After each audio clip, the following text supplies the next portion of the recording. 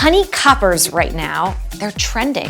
I mean, you already know this. So many of your clients are coming and sitting in your chair seeking these results. My name is Adrienne Dara, and I'm a Redken Artistic Ambassador. It is my complete pleasure to introduce you to the newest addition to the Shades EQ lineup, the Honey Copper Collection, coming in levels 6, 8, and 9.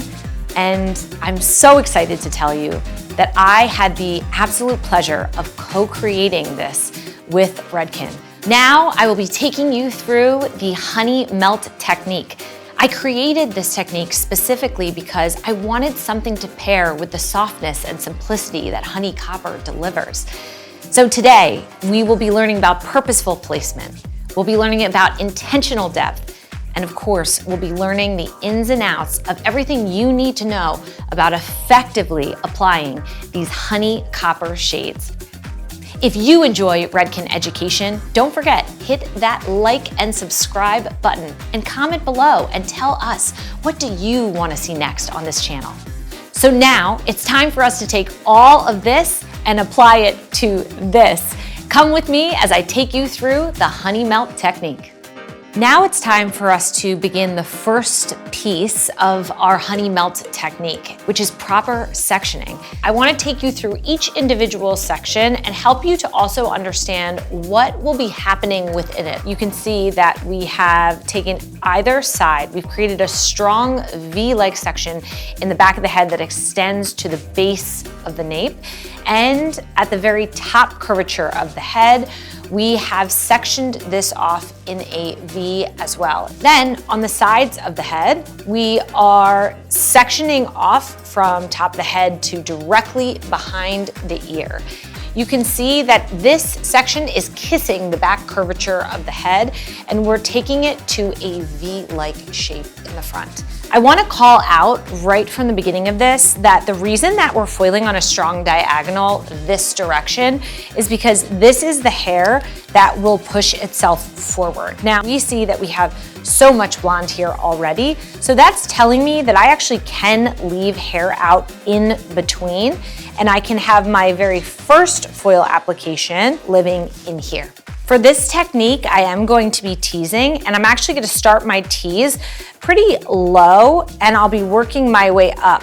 And I want to call out that when I start low with my tease, I'll stop at one point, connect the tease, and I'll take it slightly higher. So you're allowing your comb to really catch the tease and push it up. If you notice, that was only about 2 teases that I did. So let's dive into this application. And also, hot tip, any of that pre-lightened hair, you can kick that out. For my application, I'm using Blonde IQ 9 Plus. Blonde IQ 9 Plus does have an amazing ability to lift while still maintaining the health of the hair. Rather than saturating the entire hair shaft, if you notice, I'm just feathering as I get to the bottom of the hair. And I'm painting directly up into the tease just to really create even more softness in transition. Now that our first foil is in, it's time for us to do our open air. You see how we have beautiful lift here. This is a beautiful color, but we want to bring this up just slightly so that it matches everything that's happening in the interior. Same deal as in our foil, where I will be teasing pretty low and working my way up. But the only difference is with this, because it's open air, I'm going to be doing this 2 times, getting even more of that softness in transition.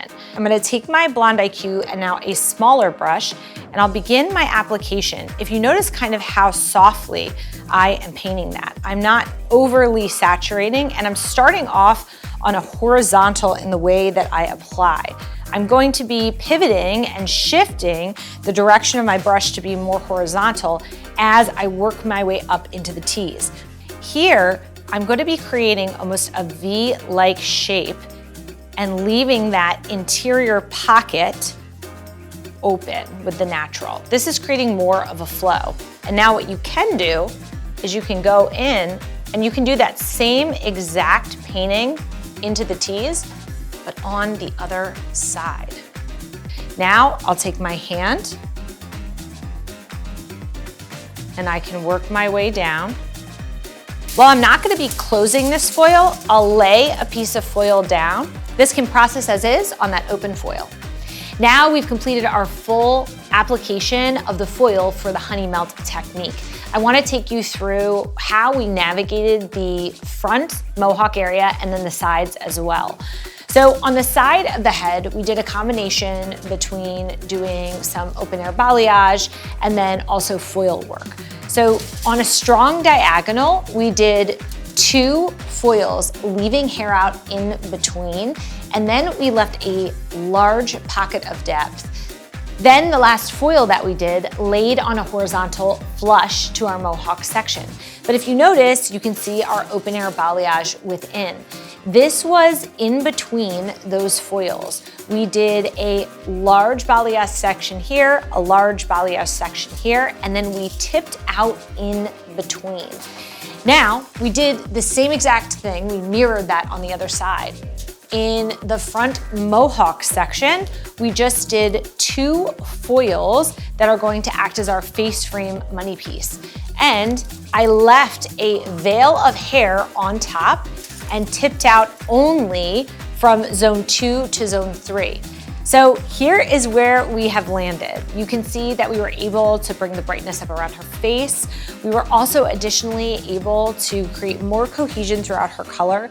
And you can see there's still intentional areas where we have pockets of depth throughout, but everything just feels more even overall. This is the perfect canvas to now start our actual honey melt.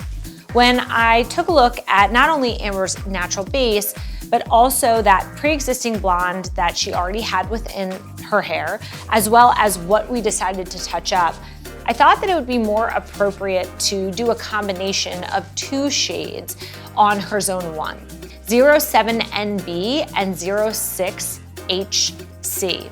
The ratio for this is going to be equal parts.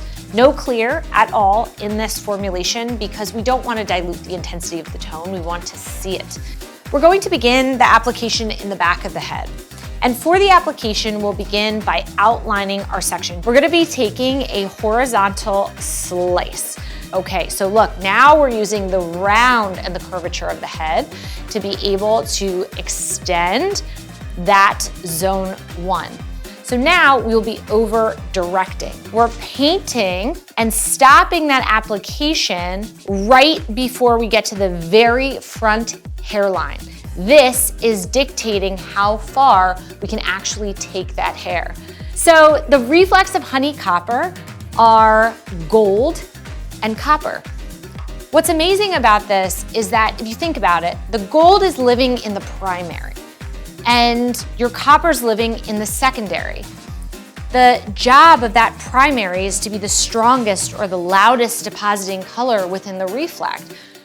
You can kind of think of the gold being like the driver, and then the passenger seat is your copper secondary. So what that tells us is this won't be an overwhelmingly loud copper deposit. It will have more gold in it than it will copper as a whole. So now let's take our zone 1 and we're going to do that true honey melt that I know you all have been waiting for. So I'm gonna place my paddle brush directly right in that zone 1, and I'm gonna go zone 1 to 2 to 3, zone 1 to 2 to 3, zone 1 to 2 to 3. I mean, look at that already. So now for our next section, what you're gonna notice is that as I am brushing this through, I'm continuing to marry the top section into what I already brushed through and holding on to that section before I marry it into everything that is happening at the base. Now it's time for us to jump into the sides of the head. So what we're gonna be doing is taking diagonal slices away from the face, and similar to what we were doing with the back of the head, we're now gonna utilize the side of the head as almost like a balayage board to help dictate how far we can paint. Everything has been applied, and so it's time for us to move into our zone 2 and 3. And the combination that we did was the 8 and 9 honey copper. I wanna talk to you about utilizing these 2 together and the fact that I didn't actually put any of the clear in this either. I want you to see what the pure tones of this combination look like? And additionally, something to talk about is continuing the process of brushing this through and really melting this in to that zone 1 of 0.7 NB and 0.6 HC. Now we've completed the back of the head, and it's time for us to apply our zones 2 and 3 to the side of the head. I'll be mirroring this on either side. We've now completed our full application, and so it's time to process for 20 minutes, and then we're going to be shampooing out and styling.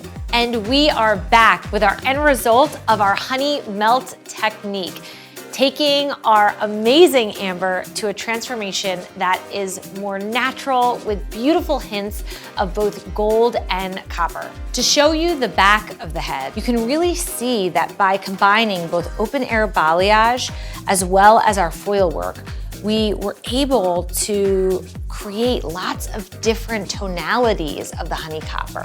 I'm just so excited to be able to share not only the honey melt technique with all of you, but also the new honey copper collection.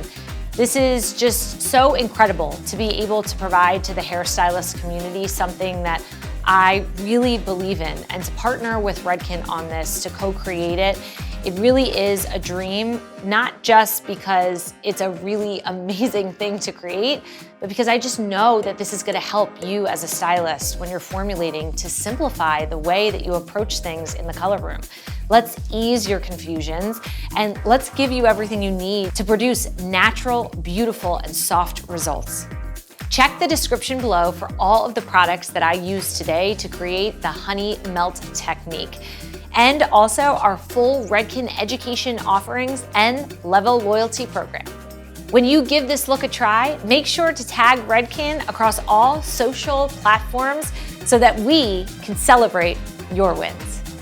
Thank you so much for watching today, and I cannot wait to see what you create in the color room. So get out there, be a little busy bee. I'll see you later.